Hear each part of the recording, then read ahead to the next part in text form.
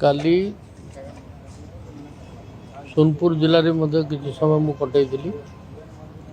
बलांगीर जिले में कटई आज 12टा पर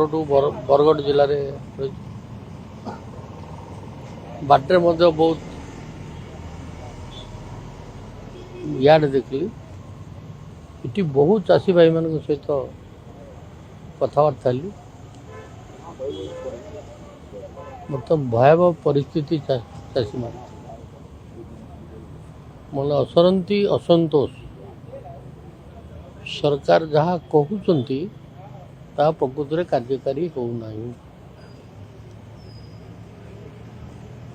सरकार कहले नवेम्बर मास 15 तारीख पर ना रेजिस्ट्री कर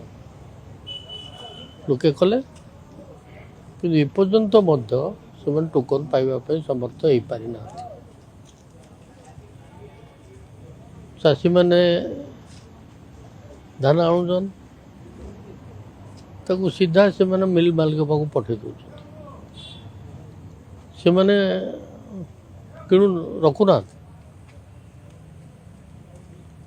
सेठी गला बेलू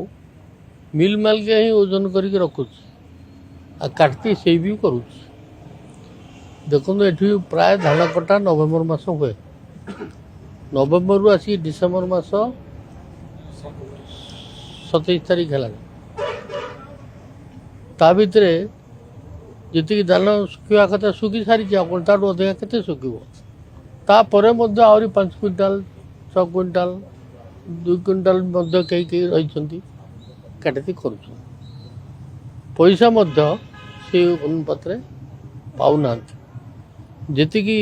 हिसाब अनुसार जमीर हिसाब अनुसार जलसेचित अणजलसेचित जमीर हिसाब अनुसार जी धान से टोकन पाइबा कथा बहु लोक एपर्यंत पाई ना।